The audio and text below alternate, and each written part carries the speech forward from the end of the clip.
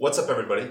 So, we recently moved into the Slant 3D Megafarm, and the Megafarm is designed to have several thousand machines put into it. And we did a tour of the space before we actually built it out, but we actually haven't released that tour yet. So that's what this video is. So, Slant 3D has been looking for some new space for a while right now to expand our current facility here in Boise.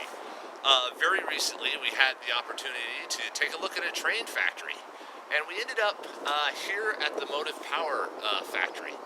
10 years ago, Mike Rowe from Dirty Jobs was walking through this factory driving out trains, and now we're going to do something a little bit different with it.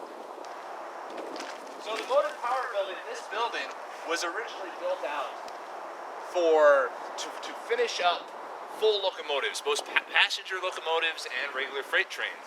So you'd have 3 large trains move into here to be welded together, painted, cleaned up, the electronics put into it, all kinds of finishing touches on them after they had gone through the rest of this complex. This is the first building that we're taking over. Let's take a look at it. This space is going to be large enough to hold 2,000 3D printers. We have laid it out so that there's basically going to be rows of machines along each one of these trenches. Each one of these trenches was for getting underneath one of the trains when they were being built, to fine-tune any of the tubing or whatever else they were going to build in there. I don't know, I haven't really built a train before in my life. But we're going to put basically a row of 200 to 300 machines along each side of these trenches, and there's enough power in here to support that. Over on this side, when we first get it built out, we're going to actually put shipping and tables and that kind of thing over against this wall, so that as parts come out of the factory over on that side, they flow over to here and then out that door as we produce thousands of parts, hopefully every day once we're rolling here.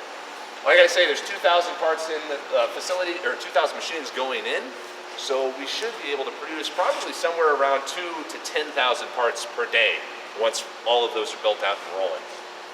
Down here, we have a 10-ton crane for picking up train engines. We haven't quite figured out what to use that for yet, but if anybody has any ideas, feel free to comment. Right here, down at this end, again, kind of staying in the flow of parts coming out of there and then moving over against this wall for shipping and packing. This area is actually going to be entirely for post-processing. So there's going to be individual tables all laid out here for individual technicians to verify parts, for our visual QC system, for cameras, all that kind of stuff. So once this is done, we'll have several tables, we'll have counters all over the spot with red letters and stuff counting up as parts go by. In the back, we'll have paint stations and some cleanup stations for kind of parts that need some more involved processing. And then down, we have these 3 trenches that are going to be the first ones built out with, oh, wait a second here, check this out. This is the power. This is the power for each one of the rows. Right now, we have 480 volts going into here because they were welding trains together.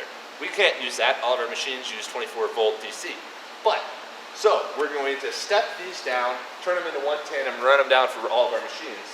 Though in the future, we're going to move away from even that and put in more of a server-based kind of power system where you have an individual power supply that breaks it into 24 volts and then sends it down to each one of the machines. Anyway, the 3 rows right here, once those are done, we're going to build out center rows of another batch of about 400 to 500 machines. So we'll end up with basically 5 individual rows inside this facility for each of the machines. This space has enough power to support it, and once we're rolling, we'll be able to keep this place heated basically with just the machines themselves. Now, we got a new break room, which we've never had before. So it's pretty fancy. Ton of cleanup left to do or whatever it was, but we got a nice break room. We'll put in some games, a break table, a nice fridge, all that kind of stuff, so that this place can be built out and be a nice place to kind of hang out. In here, this office is actually going to be a new studio for Chris, who's holding the camera right here. We're going to put down rugs, put in some soundproofing, get it blacked out so that we can get good photos, good video.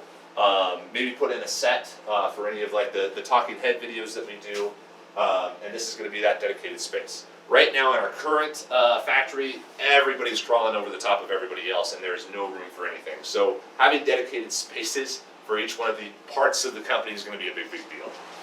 You can see the inside of the 3 doors right there. Again, 3 giant trains parked in here the whole time with hordes of people working on them. And now we're just going to replace it with a couple thousand machines. Over on this side, this whole side of the room is basically going to be machine assembly. So this whole section is going to become kind of a little mini factory where we're cranking out more printers to actually put on the racks out there. But yeah, we got one small little office here and then another small little office right here. And we don't really know what to do with these. It's weird to put a single person out here or whatever it was when everybody else is in the bullpen. So they'll probably turn into some special use room or something like that. But this is the main office space.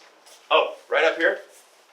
When they finish up the trains, they pull them into the back here and then they do testing on them. So this was like basically a mini train control station, which is super nifty. And we have no use for it whatsoever.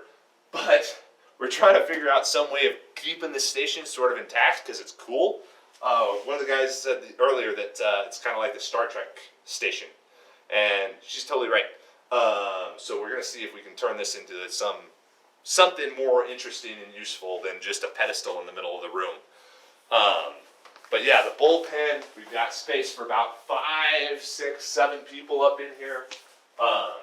There are these suicide doors, right? We call them suicide doors. These doors open out to nothing. We're trying to think if we can find some way to like put in a swing or something like that, or maybe a fireman's pole or something along those lines so that you can get down there quickly and we can utilize those doors and not just wall them off. But again, safety first, so we'll see what we're able to get done there. But it'd be freaking nifty if we have a 50-ton crane out there with a rope coming to these doors. Again, we've got a ton of cleanup to do because everything left over from the old train factory is basically still here. Some of it's going to be auctioned off. Some of it we're just going to have to get rid of. So let us know if you need any of it. And then coming back out to the stairs again. This is a great way to take a look at the layout of the whole spot to just see the scale of what we're working on.